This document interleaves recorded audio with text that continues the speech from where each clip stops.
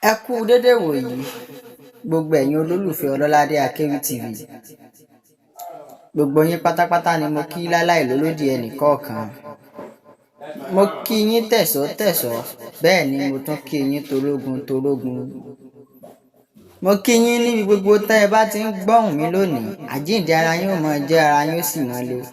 Kò nílé takú wárápá tí máa ń le, ẹ̀yin ò sì ní fi ọwọ́ pàgànà kẹ́ ẹ tó mọ yàrá ẹ̀yin. Mo kí gbogbo ẹ̀yin olólùfẹ́ wa pátápátá nílé lóko lẹ́yìn odi. Gbogbo ẹ̀yin tí ẹ ń bá wa subscribe sórí YouTube channel wa, tẹ́ ń bá wa comment, tẹ́ dẹ̀ ń bá wa share fídíò wa náà. Ibi tẹ́ ti ń rówó, tẹ́ ti ń ra data, iná ò ní tán lọ́wọ́ yín, ọwọ́ yín ò sì ní kásàlẹ̀ àpò. Èmi ọmọ yín náà ni Ọlọ́ládé Akéwì, ọmọ ọ̀dọ̀ àgbà tí ò ṣe pè ránṣẹ́. Pátákó ẹ̀sìn ọmọ ni mí tí ń tajá lẹ́nu, èmi lolúkòǹdú ọmọ tí ń bá ní kọrùn ṣe ti ọmọ aláìgbọ́ràn. Mo tún kí yín lẹ́ẹ̀kan sí ọ̀rọ̀ tí ń sọ lónìí, òun náà ní nípa ọ̀rọ̀ Yoruba Nation mega rally tí wọ́n ló ń bọ̀ lọ́nà yìí. Ó pẹ́ tí mo ti mórókún ọ̀rọ̀ tẹ̀párùnù títí tí mo sì gbàgbọ́n dò lọ́wọ́. Àmọ́ mo wá rí i pé kàkà kéwé àgbọ̀n ó dẹ̀rọ̀, pípe ní ń pé lékè sí ni. Mo mójú ròkun bẹ́ẹ̀ ni mo tún mójú rọ̀ṣà. Àwọn àgbà wá ní bàbá sẹ́rù bọmọ ìyá ẹni, ọmọ bàbá ẹni ò ní rí ni sá. Tó ṣe bí òwe o. Wọ́n ní bàbá sẹ́rù bọmọ ìyá ẹni, ọmọ bàbá ẹni ò ní rí ni sá. Ẹ rí wọn ló ń bọ̀ ó ń bọ̀, àwọn láṣẹ kí ni àwọn ládẹ́ẹ̀dẹ̀. Ẹ dákun o, ajẹ́ ìsinmi mi ò tí ì mọdẹ o, àgbò ìsinmi mi bẹ́ẹ̀ ni mi ò tí ì ní rọ̀rọ̀ lọ́rùn. Ọmọ kékeré ìsinmi mi ò tí ì mọ nǹkan kan, ibi ó bá kù sí lára mi, ẹ dákun ẹ̀bẹ̀ mo bẹ̀ bá mi fàníyàn tún ṣe. Ẹ bá mi pín fídíò yìí kó jẹ́ ó kárí ilé kó kárí oko, kẹsì mọ́ gbàgbé láti bá wa subscribe ẹ̀yin tẹ́ ẹ bá ti subscribe sórí YouTube channel wa. Ẹ rí ẹja kólà kó lẹ́kọ̀ọ́ ẹ̀kọ́ òkọlà. Mi ìmọ̀wé padà da ẹ mọ́ bínú tó ṣe bí òwe o.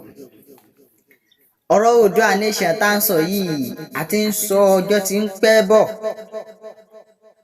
Ó yẹ kọ́ ọmọ Yorùbá ó dìde láti kíni láti jàfẹ́tọ̀ọ́ wa.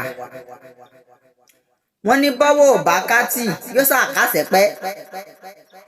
Wọ́n dẹ̀ ní tí a bá ti ń fi àparí iṣu ran àlejò, ilé ti ṣe kíni, ilé ti tó lọ. Àsìkò tó yẹ kí gbogbo ọmọ Yorùbá, ọmọ kóòtù òjíire ká dìde ká gbẹ̀tọ́ wa, ká gbalẹ̀ bàbá wa padà. Mo ti wá ṣe ìwádìí lọ, mo ti ṣe ìwádìí bọ̀ pé wá ṣe tẹ́ pé bá a ṣe ń gèèyàn lọ́wọ́ ní tún ń bọ̀ ọ̀ka.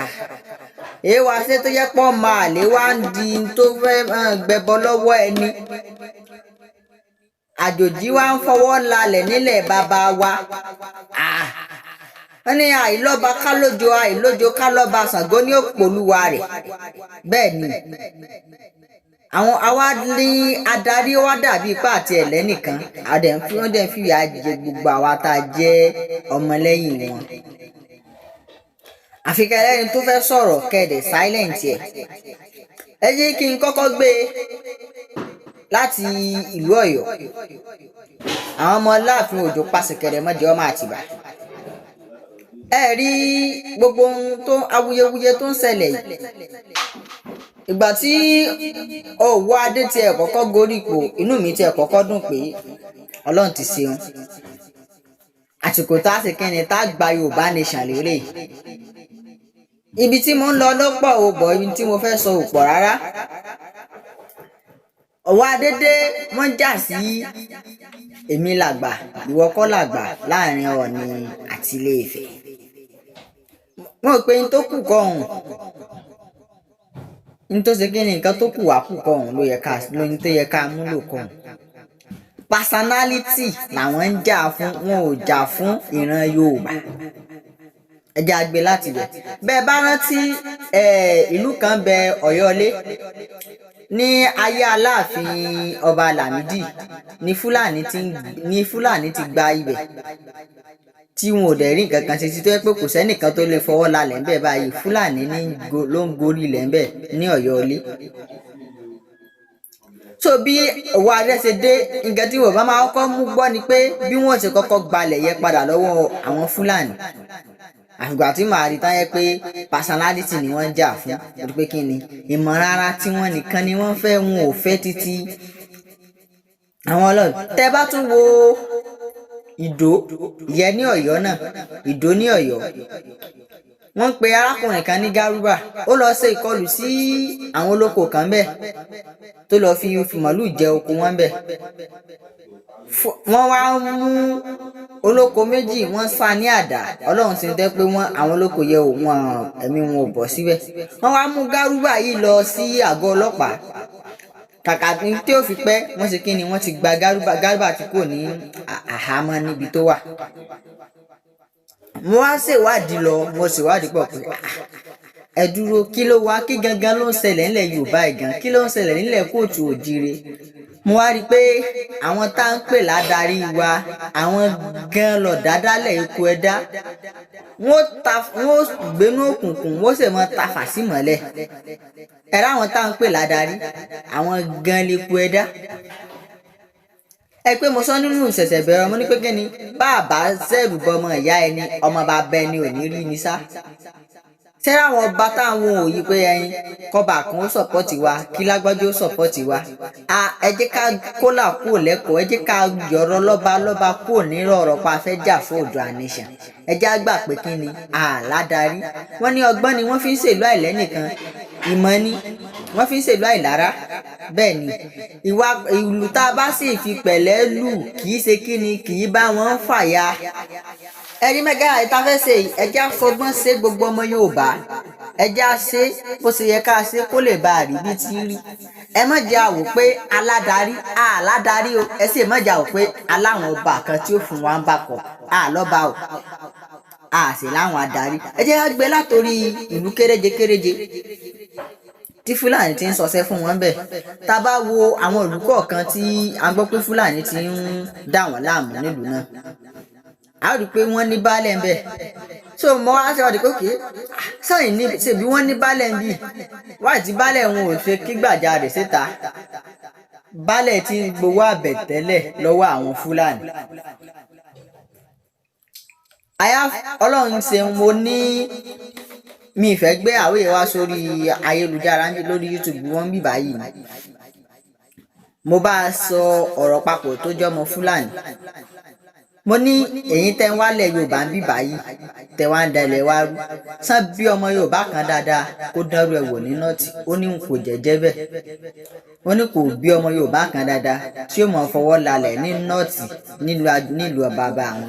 Mo ní kúndé tẹ́ pé wá wálẹ̀ Yorùbá bí tẹ́ fi ń fọwọ́ lalẹ̀ ó ní bẹ́ẹ̀ ni torí àwọn tó jẹ́ bíi àwọn adarí tiwa àwọn làwọn ń bá ṣe pọ̀. Mo wá ní lọ́nà wo ó ní kó tó di pé àwọn wọ ìlú kan ẹni tó bá jẹ́ bí adarí ibẹ̀ tó jẹ́ bí head of the community tí ń bẹ́ẹ̀ àwọn ti kọ́kọ́ lọ bá àwọn fẹ́ mọ dá Fúlàní mọ̀lú bí ó ní yóò sì ti kíni yóò ti gba owó àbẹ̀tẹ́lẹ̀ ìgbà míì wọ́n lè ní kó wọ́n gbọ́ di mọ̀lú kan lọ́wọ́ àwọn pẹ̀lú owó ó ní pé adarí ẹ̀ gan gbà mí gan ló máa ń tulẹ̀ fáwọn ń bẹ̀ pé ẹ lọ bùdó sí bíbá yìí. Tẹ́ bá rántí ní ìlú kan náà ń bẹ Ìṣẹ́yìn mo délùú náà mo rí i pé majority àwọn tó pọ̀ nílùú náà Fúlàní ti fẹ́ gbalẹ̀ mọ́ Yorùbá lọ́wọ́ ń bẹ̀ tán wọ́n sì ń talẹ̀ fún Fúlàní wọ́n sì ń talẹ̀ fàjòjì wọ́n sì ń talẹ̀ fún Fúlàní tí ń bẹ ń bẹ̀ wọ́n pẹ́ ẹ dúró ọba àlú tó ń bẹ nílùú yín bíi kílẹ̀ yín kó tó ń ṣẹlẹ̀ ń bẹ̀ wọ́n ní kábíyèsí gan ní talẹ̀ nílùú náà ló talẹ̀ mìjọ ló ta most of the lẹ̀yẹ fáwọn Fúlàní náà. Tẹ́ bá lọ Ìṣẹ́yìn lónìí báyìí ẹni tí mò ń sọ èmi ò ní gbé nǹkan tí ìbá ṣe jẹ ní ìwà sórí platform mi bí báyìí. Tèmi kàwé jẹ́ ká mọ̀ pé this Oòduà Nation yìí dandan ó yẹ ká gbalẹ̀ bàbá wa lọ́wọ́ àwọn àjòjì. Bọ̀ tí ìbá ṣe àwọn ọ̀dàlẹ̀ torí ìjẹkújẹrá tí wọ́n ó jẹ àwọn adarí tá a ní àwọn baálẹ̀ àwọn kábíyèsí wọ̀nyẹn àwọn ló ń fà á tí Fúlàní fi ń rẹwà jẹ ńlẹ̀ Yorùbá bí bẹ́ẹ̀ kọ́ ta ní jọ́ máa kú wá níwájú ọ máa kú yányán. Àwọn adarí tá à ń pè ní pé àti ládarí ẹ dákun ẹ jọ̀ọ́ ẹ má jà fọ̀rọ̀ adarí ṣe o ẹ rí ẹ jẹ́ àṣẹra wa lóṣùṣù ọwọ́ gbogbo ọmọ kóòtù òjíire ẹjá dìde àsìkò tó yẹ kí gbogbo ọmọ Yorùbá ó ṣe kí ni kó gbára wọn là àyìn pé àyìn alọ́ba àníkẹ́ kan tó jọmọ́ ọba kábíyèsí o àwọn gan lọ dáadáa tó ń pera rẹ̀ lẹ́kọ̀ọ́ ẹ̀dá Ìṣẹ́yìn yẹn sì yí mo pé Fúlàní majority of the Fúlàní òun ló ṣe jù bẹ́ẹ̀ wọ́n dẹ̀ ń talẹ̀ fún wọn wọ́n dẹ̀ tún ń ṣèwé ilẹ̀ fún wọn wọ́n dẹ̀ tún ṣe sí ọ̀fọ̀ fún wọn Fúlàní wá ń fọwọ́ lalẹ̀ nílẹ̀ bàbá wa. ẹ rí ẹjẹ́ akólà kúrò lẹ́kọ̀ọ́ ẹ̀kọ́ òkọlà gbogbo ọmọ Yorùbá pátápátá ẹjẹ́ àṣírà wa lóṣùṣù ọwọ̀ ẹjẹ́ pínra ìmọ̀ràn tèmi ni pé ká pínra wa ní gúrúùpù bẹ́ẹ̀ mi tẹ̀ ṣe wà yìí èmi tẹ̀ ti dìgáàbù pé mo ti di Yoruba Nation èmi ò sẹ́ fẹ́ pera mi lọ́mọ Nàìjíríà mo sọ títí máa ṣe chattings pẹ̀lú àwọn fáǹsì mi tó wà ní abroad tó máa ṣe ní which country are you from màá ní I'm Yoruba Nation so wọ́n ní àwọn bí mo lè pè níbo ni Yoruba Nation wà o mo ní pé country tó ṣẹ̀ṣẹ̀ fẹ́ máa exist ní pé but very soon ó máa wà nínú map world pé there is the country called Yoruba Nation òótọ́ ni àgbùdọ̀ we are not more Nàìjíríà àìsè ọmọ Nàìjíríà kankan náà bẹ́ẹ̀ ni ẹ ṣe kọ́ ọmọ ìyá mẹ́ta papọ̀ tí ó dé wọn ò jọra wọn tẹ́wá ní kankan náà ni wọn láti bo síbo Fúlàní ń terrorize wálẹ̀ Yorùbá pọ̀ òkè àti ẹ̀ ní nǹkan wọn àtúnlá fẹ́ dáko pé ká tẹ̀lé mọ́ oúnjẹ jẹ Fúlàní ò tún jẹ́ agbádùn kí wá láǹfààní igi orógbó tá a gbìn tí ò ṣeé jẹ táwa ní àfijì ẹ̀dáná tó jẹ́ pé ó ṣe èèwọ̀ a ní àfijì ẹ̀dáná Ṣàngó tó lóun ó bínú kí láǹfààní ọba tá a ní nílẹ̀ Yorùbá tí wọ́n lè sojú wa Fúlàní ṣe ń ṣe wá bí ọ̀sẹ̀ ṣe ń sojú bíkọ́ yẹn nìkan kó lọ sóko lónìí báyìí wọ́n pé Fúlàní ti lọ jẹ oko ẹ̀ tẹ́ bá rántí Sunday Jàtó ẹni tó bá rántí ẹ̀ Sunday Jackson yàrá mistake Sunday Jackson Fúlàní ṣe ìkọlù sí oko ẹ̀ Fúlàní make attempt láti pa sínú oko God so good ó jèjé kínní ó jà fúnra lára ó jà fitafita ẹ̀mí Fúlàní kan bọ́ sínú àwọn yòókù sá lọ pẹ̀lú pé wọ́n dẹ̀ níhùn dì lọ́wọ́ àwọn ìjọba dẹ̀ gbé wọ́n sì lọ dájọ́ kú fún pé kó kú ibi yẹ kẹ́ ti mọ̀ pé this is time for us àgbẹ̀ tó yẹ kẹ́ ọmọ Yorùbá ó yẹ ká ti jà ti pẹ́ pé this time ara pé no going back once the legal till mega rally yẹn bá ti start báyìí o I personally am ready to volunteer myself. Bẹ́ẹ̀ni ẹni tí kálukú bá mọ̀ kó lọ mọ̀ sá lóògùn ẹ jẹ́ kí kálukú gbé ẹ̀kú bàbá rẹ̀ tí ń bẹ́ẹ̀ lé kí gbogbo owó jáde síta ẹni tó bá ní ẹ̀kan kó fún Táyé ẹni tó bá ní ẹ̀kan kó fún Kẹ́hìndé ẹ má jẹ́ agbọ́kàn láwọn kábíyèsí wọn ta ní yìí o ìmọ̀ rárá tí wọ́n nìkan ni wọ́n mọ̀ bámúbámú ni wọ́n yóò wọn ò fẹ́ mọ̀ bóyá ebi ń pọnmọ ẹnì kọ̀ọ̀kan tó bá ṣẹlẹ̀ tán sí yìí they are ready to fly out ẹ má jà wọn bá wọn jà sí pé ẹni tá làgbà nínú lágbẹ́jà tá làgbà nínú tàmọ̀dò ẹ jẹ́ ká jà fúnra tiwa gangan let's fight for ourselves gbogbo ẹja fi kinní lẹ̀ káyé pàlàpàlàpà kiri ẹja jà fúnra wa àná Sunday Jackson yẹn ṣe wípé ẹ̀dẹ̀ tún padà lọ yẹgi fún pé kí wọ́n lọ dájọ́ kú fún látàrí pé kí ni Fúlàní ṣe ìkọlù sí oko ẹ̀ náà tó bá jẹ́ wípé Fúlàní ló padà pa Sunday Jackson sínú oko ẹ̀ ń gbà yẹ tó wá jẹ́ pé wọ́n wá mú Fúlàní yẹn wọn ò lè dájọ́ kú fún Fúlàní láyé torí pé kí ni wọ́n máa padà fílẹ̀ pé kó máa lọ ni. ẹ wo orú Gárúbà tó ṣe eléyìí tí Gárúbà ṣe ní Ìdó ìyẹn ní Ọ̀yọ́ bọ́n àwọn ọlọ́pàá ṣe hang up sí police station báyìí àwọn ọlọ́pàá yẹn ti dá àmọ́ wọ́n ní kì í ṣẹ̀ṣẹ̀ wá bẹ́ẹ̀ wọ́n dẹ̀ ti gba bẹ́ẹ̀lẹ̀ ó dẹ̀ lọ tó bá jọ́ ọmọ Yorùbá kan ló sá Fúlàní ládàá tó wá mú ọmọ Yorùbá yẹn lọ sí police station àwọn ọlọ́pàá ò ní jẹ́ ó lọ so definitely gbogbo àwọn táwọn àwọn olókè yẹn both president ni o governor ni o àwọn kings ni wa ni àwọn ọba wa ni o àwọn baálẹ̀ wa ni o àwọn ọlọ́pàá yẹn gan pé kíní gan àwọn gan olùgbàbọ̀dé ni wọ́n they were betrayers àwọn tẹ́mi mọ̀ pé ò lè betray wa ni ó ní àwọn Àgbẹ̀kọ̀yà àwa tá a jẹ́ ọmọ Yorùbá gangan tá a jẹ́ ọmọ Oòduà Nation báyìí ẹja síra wa lóṣùṣù ọwọ́ káàdìdé tí ìbá ṣẹlẹ̀ sí ta bá ní kò kàn mí ìyún tún ṣẹlẹ̀ á tún ní òkàn mí kò kàn mí yóò padà kàn wá ńjọ́ kan tẹ́ gbogbo àná padà mọ wòran ni pé bọ́jọ́ tí gbogbo wa bá ti dìde tá stand by one sí pé we want this thing dandan àwọn ọba yẹn náà ó ní wọn padà pé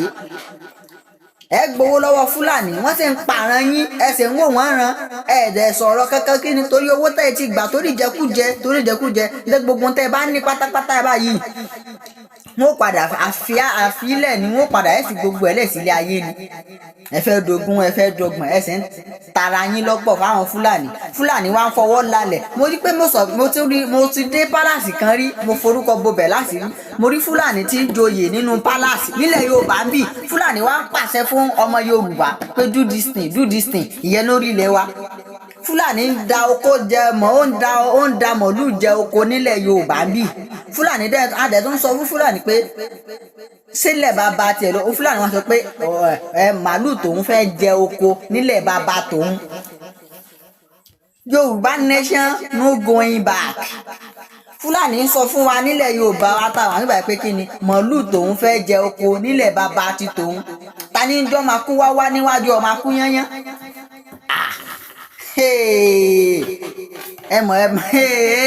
àwọn ká ń pera wa ládàá àwọn tó tẹ̀ pera wa ládàá rí wọ́n ti sọ gbogbo wa di pé ẹ̀yin no one can voice out kò sẹ́ni tó lè sọ̀rọ̀ ìgbà ni wọ́n ń pa ẹnìkan kì í pàwọ́ o ẹ jẹ́ kí gbogbo wa ṣera wa lóṣooṣù ọ̀wọ́ ẹ jẹ́ àjáde tán ẹ má jẹ́ àkárí bọ́lú mọ́ sẹ́ni tá a bá gba Oòduà Nation there is a lot of benefit for we Yorùbá I make a research mo rí pé ṣàṣà ní country kan tó wà ní ẹtì yìí o tọmọ Yorùbá ò tí wọn sin nǹkan dáadáa ńbẹ tọmọ Yorùbá ò tí gbé nǹkan rere sí nínú kọ́ńtì yẹn so kò sí bá a ṣe máa gba Oòduà Nation tí wọn nípa wọn fẹ́ wálé o wọn fẹ́ wá contribute sí nation tiwọn. We have a lot of benefit in this Yoruba Nation in this our Yoruba communities ṣé pé kí ni ó máa benefit wa a sì máa pera wa ní one Nigeria one Nigeria okay ni ó favour fáwọn kan kò favour fáwọn kan ni Fúlàní will be killing us a ní right láti sọ pé a fẹ́ dá oko nǹkan wọn Ọlọ́run bless wa ìlọ́tọ̀ filẹ̀ ló wà tá a lè fi dá oko tó fi lè jáde tàbá tún sọ pé a fẹ́ dáko Fúlàní á tún da mọ̀lúù àjẹ oko wọn àjẹkújẹ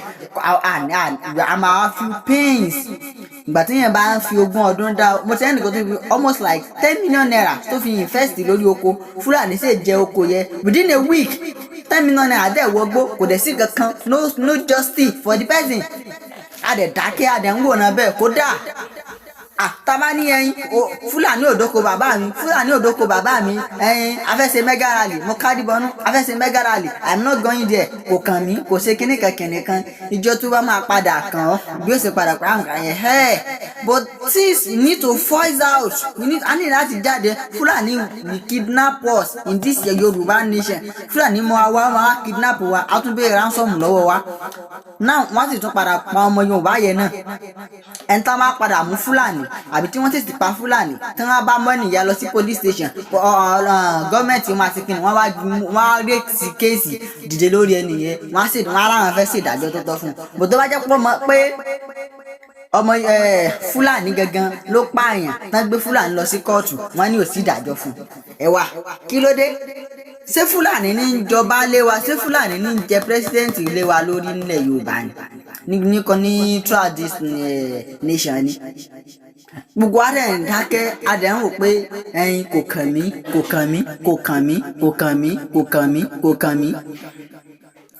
kàn mí àwọn kọ́ ò pé okay a ti dìbò fún Tinubu let Tinubu yá pé Tinubu máa support ẹ má jẹ́ àwò pé àtìlẹ́yìn bóyá bí alẹ́ nìkan lókè pé kinní kan they will fight for their own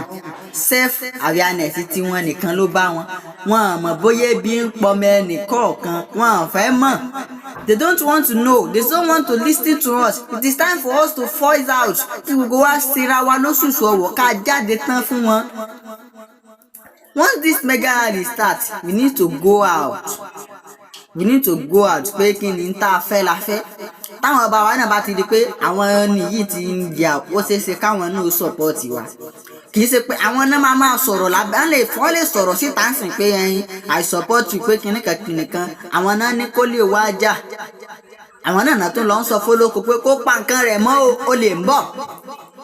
nígbà tá a bá ṣe ìmọ̀ ìpàdé láàrin ara wa gẹ́gẹ́ bí ọmọ Yorùbá pẹ̀lú adarí wa pé this is what we want, àwọn náà tún máa lọ ṣe meeting yẹn padà pẹ̀lú àwọn Fúlàní lẹ́yìn pé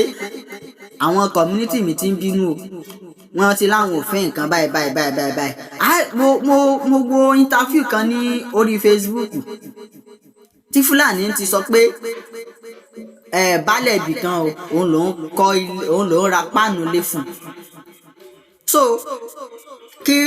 Fúlàní yẹn wá ń ṣe bó ṣe wù nínú ìlú, àwọn ọmọ ìlú wa máa fẹjọ́ lọ sùn baálẹ̀ wà ní ẹ̀yìn àwa nǹkan ṣe sí bẹ́ẹ̀ kẹ̀dẹ̀rẹ́ baálẹ̀ sì ti gbowó àbẹ̀tẹ́lẹ̀ lọ́wọ́ àwọn kìnnì. yóò dáa ẹ má jà fi torí òní ká bọ̀lá wa jẹ́, torí tá a bá ṣe lónìí ìtàn ni bó bá dọjọ́ ọ̀la. bó tiẹ̀ kọ́kọ́ kí Chief Olóyè Sunday Igboho fún nǹkan tí wọ́n ṣiṣẹ́ takuntakun. téèyàn bá rí ọkùnrin bíi tiwọn bíi mẹ́ta àbí bíi mẹ́rin nílẹ̀ Yorùbá tí wọ́n wá ń jà fẹ́tọ̀ ọmọ ènìyàn báyìí, nǹkan ò bá ti dáa jù báyìí lọ́nlẹ̀ Yorùbá. tí ọba Òwò Adé ti kọ́kọ́ dójúpò yẹ alómi kọ́kọ́ dùn pé wow, the first thing tí máa tẹ̀ báyà kọ́mọ̀tẹ̀ máa kọ́ ṣe ni pé Ọ̀yọ́ ilé tí yẹ pé Fúlàní ló ti gbabẹ̀ years back, bẹ́ẹ̀ ni wọ́n tẹ̀ máa kọ́ fight fún. bọ̀mọ́ di pé personalities tí wọ́n gangan làwọn gangan ń jà fún, àwọn gangan ò jà fún ẹ̀tọ́ ìlú. ẹ jẹ́ kólà kúrò lẹ́kọ̀ọ́, ẹ má jà support àwọn ọba yẹn mọ́. bí mo ṣe lérí mi kí n bọ́ sí fídíò pé tí ìbá ṣe Mọ̀rúfù Àlìmọ̀rúfù yìí kò sí ààrẹ Mọ̀rúfù lórúkọ ẹ̀ alias làárẹ, wọ́n kàn ti ààrẹ mọ́ lára ni. òun ló fà á tó jẹ́ kí n voice out ní tí mo fi sọ pé èsì ọ̀rọ̀ fún Àlìmọ̀rúfù Asúnni ológun dúdú. if not èmi ò ní dá sí ọ̀rọ̀ lọ́balọ́ba dé pé ta làgbà ta nìyí ṣe àgbà, torí pé kí ni àwọn méjì ti ní nǹkan tó yẹ káwọn ní, tí ń sọ pé kí ni kí wọ́n gbárùkù ti wá, ká fáìtì fún ráìtì wa, ká fáìtì fẹ́tọ̀ wa. kò wá sí pé ká máa pé personality pé èmi jù ọ́ èmi ò jù ọ́, òun kọ́ ló kù wá kù. ṣèjọ́ mo rọ́ gbogbo ẹ̀yin blog ẹ̀yin tí tẹ nífọ̀n lẹ́ẹ̀kanná tọjá gbàlagbà nílẹ̀ Yorùbá, ẹ support àwọn ọ̀dọ́ yín, ẹ sọpọ́tì àwọn ọ̀dọ́ yín, ẹ fún wọn ní nǹkan àgbẹ̀ àjẹtẹ́lẹ̀ ẹkùn. gbogbo ẹnu kọ́ lèèyàn fi ń sọ̀rọ̀ bọ̀ ẹ̀yin àgbà tí ń bẹ lórí platform mi yìí, ẹ ti mọ nǹkan tí mo mí ẹ dẹ̀ ti understand yẹ. ẹ pé gbogbo àwọn ọ̀dọ́ community tí yín, ẹ pè wọ́n jọ, ẹ jẹ́ ká jà fúnra wa. ẹnìkan ò lè gbà wá o pé a ní president kan, alọ́ba kan, a ní baálẹ̀ kan. nobody is ready to fight for us. we need to fight for our freedom. ìjọ tá a bá ti ń kárí bọnú yóò padà kàn wá. mọ̀kànmọ̀kàn lóye kàn. tẹ́mi bá lé mi dìra ìwọ tó dìra ńkọ́? ìjọ tó bá padà kàn wọ́n ńkọ́? irú wọn lọ́sìn máa kọ́kọ́ comment sábẹ́ comment section. what did you know? kìnìkan I wish you know. you have nothing. tó bá ṣẹlẹ̀ sí ìsìn ẹ̀ máa sá kíjokíjo bọ̀ kí nǹkan yẹn tó dé jẹ́ káwa gangan ó ti dira. Fúlàní ń wọlé Yorùbá times without number, and wọ́n dẹ̀ ń gbé ammunition wọ́n dẹ̀ ń kó wọlé, wọ́n dẹ̀ ń kó nǹkan ogun wọlé àti pé kí ni bẹ́ẹ̀ ni báwọn gan ti ìgbà tó yẹ Fúlàní ti bẹ̀rẹ̀ sí ṣe pé láti máa kó AK-47 kán máa kó ọba kán máa kó ọba fi dá mọ̀lú. ibẹ̀ ló ti yẹ ká kọ́kọ́ cheer up pé something is fizzing in this land. kí Fúlàní fẹ́ dá mọ̀lú nígboro òlu kó mọ gbé AK-47 kọjá, kó mọ gbébọn kọjá. tó bá jẹ́ ọmọ Yorùbá kan kò hàn bíra kó kẹ̀dédé gbébọn kọjá láàrin títì kó mọ lọ ní gbọ̀nàgbọ̀nà, ọlọ́pàá máa arrest ẹ̀. bọ̀ tí Fúlàní bá gbébọn kọjá tó gbé mọ̀lú tó ń da mọ̀lú lọ, ọlọ́pàá máa rí báyìí, wọ́n lè tún páàsì róòdù fún pé káwọn fi da mọ̀lú tiẹ̀ kọjá. so ibẹ̀ ká ti dìde pé ẹ dúró nǹkan kan ti ń ṣẹlẹ̀ o. àfi bí ẹni pé wọ́n fẹ́ kó gbogbo wa sínú cage, wọ́n fẹ́ wá máa dà wá síbòsíbò, wọ́n fẹ́ máa dà wá bí ẹrú. bọ́ kí ni a máa dìde kàkà kọ́ ọmọ lóore ó jì sí kòtò ní mọ̀nàmọ́ná ṣiṣẹ́ ìmọ́lẹ̀. mo kúnlẹ̀ mo pàgómọ́ o, mo rí bà fáwọn tó ju ni lọ o. àwọn ọ̀rọ̀ kan ti wà tí mo ti fẹ́ wá sọ bọ̀ bóyá ó lè jẹ́ pé wì gangan màá fi ṣe tí màá pe àkọlé ẹ̀ ní àwọn ọba wa. àwọn tá à ń pè ní adarí yìí wọ́n ń ṣàdarí o, àwọn gan lọ dáadáalẹ̀ ikú ẹ̀dá point mi nìyẹn. Àwọn ọba àwọn adarí wa lọ dáadáalẹ̀ epo ẹ̀dá most of wọn ni wọ́n ta ọmọ Yorùbá pátá sóko ẹrú.